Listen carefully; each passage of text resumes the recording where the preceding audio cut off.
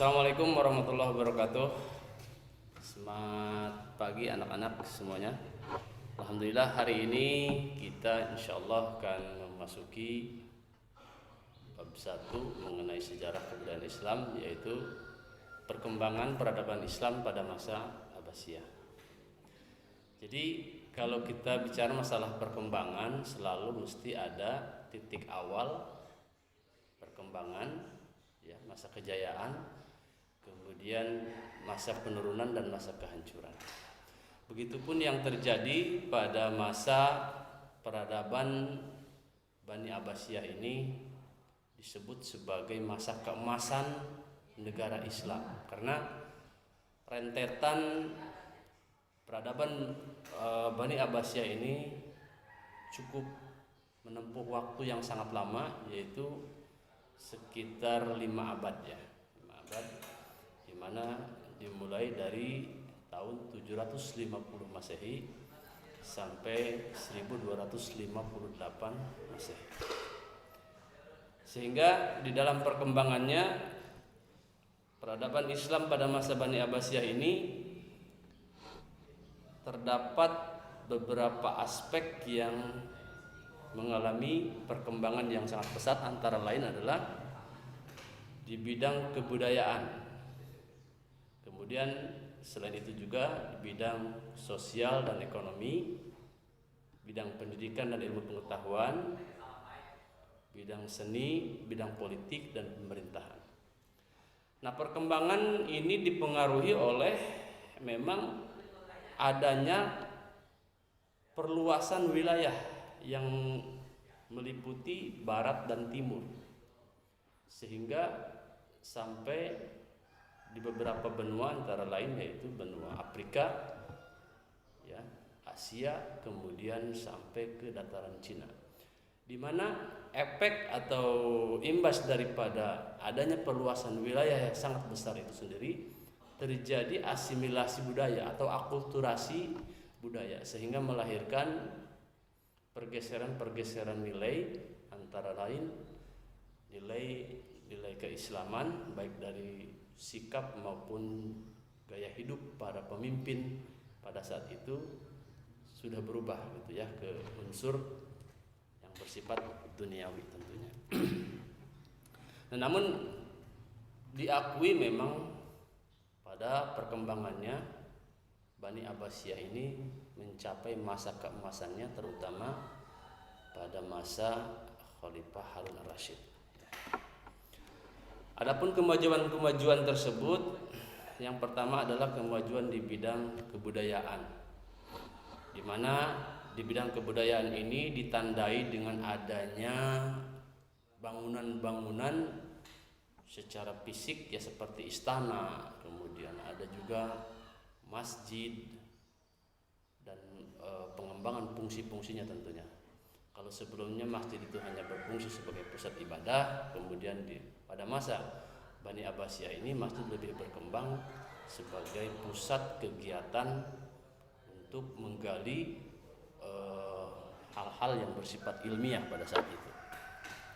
Antara lain adalah sebagai bukti fisik kemajuan di bidang budaya ini, dibangunnya Istana Hasimiyah, di mana istana ini dibangun pada masa Abu Abbas As-Saffah, dan sekaligus istana ini menjadi tempat tinggal khalifah dan para keluarganya. Kemudian yang kedua adalah dibangunnya kota Baghdad menjadi pusat peradaban, ya.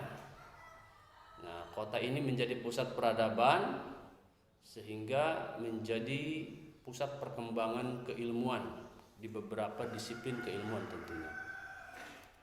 Kemudian yang selanjutnya adalah bukti fisik kemajuan di bidang kebudayaan ini, dibangunnya masjid, antara lain adalah perluasan fungsi atau manfaat daripada masjid itu sendiri, tidak sekedar untuk beribadah, melainkan dijadikan sebagai tempat bermusyawarah dan tempat pengembangan ilmu pengetahuan.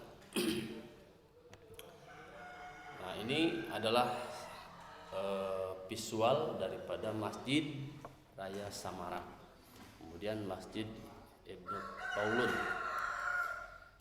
di mana ini kotanya memang di beberapa kota yang berbeda tentunya. Kemudian untuk selanjutnya adalah kemajuan di bidang sosial, di mana kemajuan di bidang sosial ini pada masa periode Bani Abbasiyah ini secara stratifikasi sosialnya itu dibagi menjadi dua.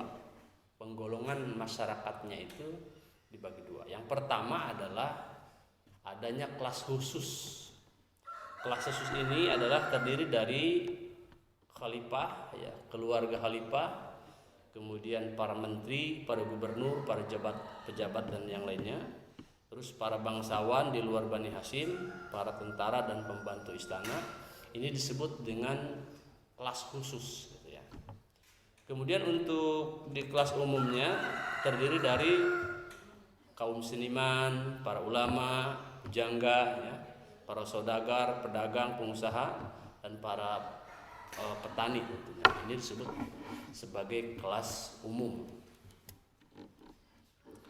Kemudian kemajuan di bidang ekonomi antara lain di sini pengembangan yang dilakukan oleh Bani Abbasiyah ini, yang pertama itu adalah memperlakukan ahli jimah atau penduduk non-Islam dengan baik dan adil, menjamin hak milik dan jiwa mereka hingga mau kembali bertani di ladang mereka. Jadi Bani Abbasiyah ini memperlakukan yang non-muslim itu secara baik, sebagaimana memang yang diajarkan oleh baginda Nabi Shallallahu Alaihi Wasallam. Kemudian yang kedua adalah mengambil tindakan keras terhadap pejabat yang berlaku kejam terhadap para petani. Yang ketiga adalah memperluas daerah pertanian di segenap wilayah. Yang keempat, membangun bendungan-bendungan, menggali kanal untuk mengairi daerah pertanian. Nah, itu adalah salah satu sektor ekonomi di bidang pertanian. Kemudian di bidang perdagangan juga dalam pengembangannya ini dibangun pasar-pasar di berbagai kota. Kemudian mengadakan pameran-pameran perdagangan, membangun jalan-jalan sebagai sarana transportasi agar selalu mudah di dalam proses menjalankan dagang, gitu ya. Kemudian yang keempat, mengadakan perdagangan dengan negara-negara lain. Yang kelima, membentuk armada laut untuk melindungi pantai dari serangan bajak laut. Nah, itu di bidang ekonomi. Kemudian di bidang industri, di sini Basrah, industri sabun dan gelas. Di beberapa kota itu sudah ada kota industri, antara lain adalah Basrah, Kufah, Persia, Khurasan, ya, Khuzestan, Baghdad. Itulah kota-kota industri pada zaman Bani Abbasiyah. Kemudian untuk kemajuan yang lainnya adalah di bidang politik. Di sini secara politik dalam perkembangannya ini secara garis besar terbagi menjadi 5 periode, ya. Pertama itu periode pengaruh Persia I. Pengaruh Persia I yaitu pada zaman Abu Abbas As-Saffah sampai Al-Wasit. Kemudian yang kedua, periode 2 itu pengaruh Turki I pada zaman Al-Mutawakkil dan sampai Muqtafi. Kemudian yang ketiga adalah periode pengaruh ketiga atau Persia II, Al-Muqtafi Al-Qaim. Yang keempat, pengaruh dari Turki II, Al-Qaim An-Nasir. Dan yang kelima adalah periode non pengaruh. Jadi pada saat periode kelima ini, jadi itu sudah memasuki masa-masa kemunduran atau kehancuran, sehingga Bani Abbasiyah itu sudah tidak dipengaruhi oleh Persia, tidak dipengaruhi oleh Turki, ya, sehingga pada saat itu kekhalifahan itu hanya simbol saja karena sudah tidak memiliki kekuatan secara militer dan tidak memiliki kekuatan politik secara internasional, gitu ya, tentunya.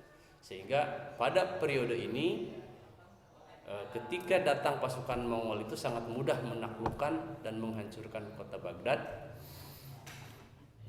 dan itu sebagai akhir dari kejayaan Bani Abbasiyah.